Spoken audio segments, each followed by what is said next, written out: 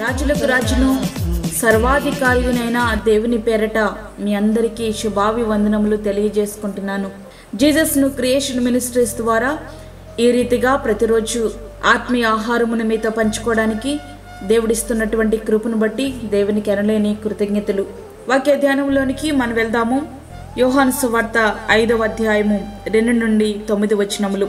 38 ఏండ్ల నుండి వ్యాధి గల ఒక మనుషుడుండెను. యేసు వాడు పడియుండుట చూచి వాడప్పటికి బహుకాలం నుండి ఆ స్థితిలో ఉన్నాడని ఎరిగి, స్వస్థపడుకోర్చున్నావా అని వారిని అడగగా, ఆ రోగి, అయ్యా, నీళ్లు కదిలింపబడినప్పుడు నన్ను కోనేటిలోనికి దించుటకు నాకు ఎవడునూ లేడు గనుక నేను వచ్చినంతలో మరి ఒకడు నాకంటే ముందుగా దిగనని ఆయనకు ఉత్తరమిచ్చాను. యేసు, నీవు లేచి నీ పరుపెత్తుకుని నడువమని వానితో చెప్పగా, వెంటనే వాడు స్వస్థత నొంది తన పరుపెత్తుకుని నడిచెను.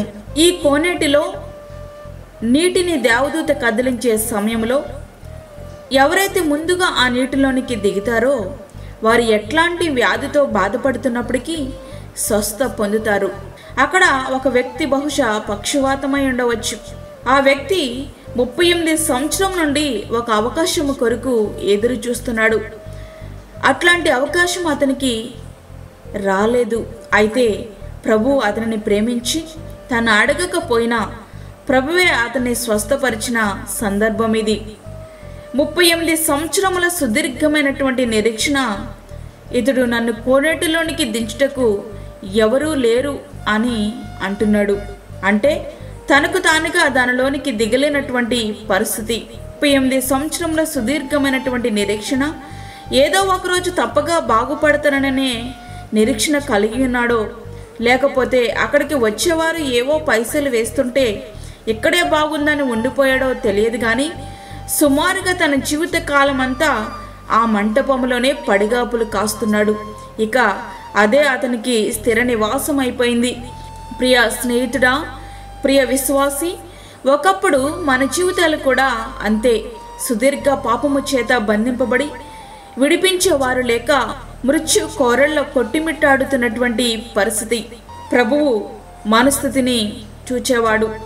పడి ఉన్నటువంటి అతన్ని చూచిన దేవుడు మనస్థితిని కూడా ఆయన చూచాడు. ఆయన జీవము కలిగినటువంటి దేవుడు. నేను పిండమునై ఉండగా నీ కన్నులు నన్ను చూచెను. కీర్తనలు 139:16 వచనం.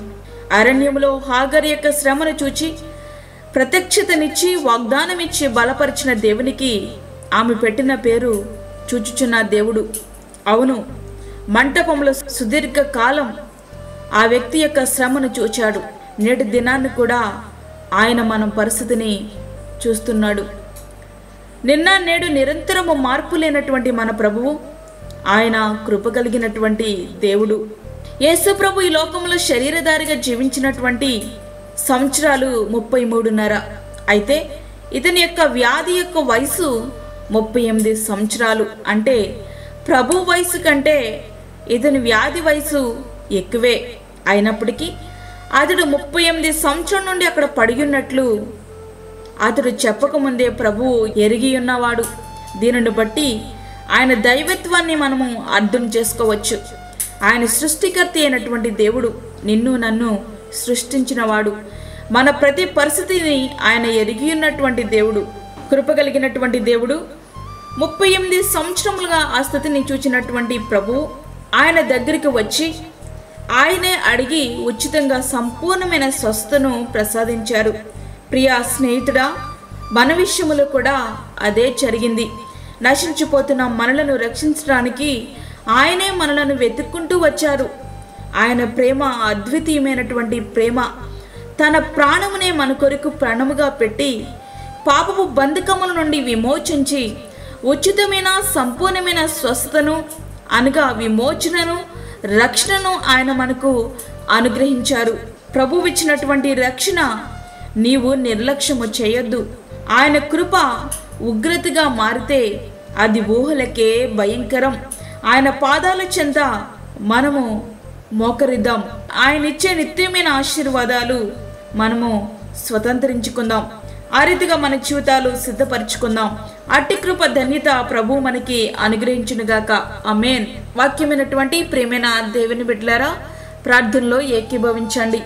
పరిశుద్ధుడైన తండ్రి, ప్రేమగల యేసు ప్రభువా, నీ ప్రేమగల పాదములకు లెక్కలేని స్తుతి స్తోత్రములు చెల్లించుకొంచున్నాను. ఈ దినమంతటికి కావలసిన నీ కృప మాకు దయచేయండి. ప్రతి విధమైన శోధన, కీడు, ప్రమాదం నుంచి మమ్మల్ని తప్పించండి ప్రభువా. వాక్యమైన ప్రతి ఒక్క బిడ్డను మీరు దర్శించండి. నువ్వు చూచేటటువంటి దేవుడు, మా శ్రమల్లో మమ్మల్ని నువ్వు వదిలేటటువంటి దేవుడు కాదు ప్రభువా. మీరు మమ్మల్ని చూచి మమ్మల్ని రక్షించడానికి, మమ్మల్ని విడుదల చేయడానికి లోకానికి వచ్చినటువంటి గొప్ప దేవుడవు నాయన, నీకు స్తోత్రములు. వాక్యమైన ప్రతి ఒక్క బిడ్డను మీరు దర్శించండి. వారి యొక్క హృదయాలు నీకు అంకితము చేయలాగిన వారిని మీరు ఆయుత్తపరచండి. యేసయ్యా నీకు స్తోత్రములు. అదేవిధంగా బలహీనులను బలపరచండి. అనారోగ్యముతో బాధపడుచున్న బిడ్డలకు కావలసినటువంటి స్వస్థను మీరు అనుగ్రహించండి ప్రభు. కృప చేత మీరు జ్ఞాపకం చేసుకోనండి నాయన.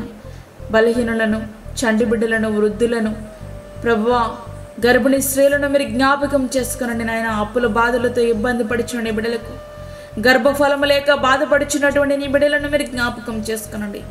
అదేవిధంగా తండ్రి, దూరదేశంలో నుండి వాక్యం ఉంటున్నటువంటి నీ బిడ్డలకు కావలసినటువంటి నీ కృప, నీ సహాయమును వారికి మీరు సమృద్ధిగా మీరు దయచేయండి నాయన.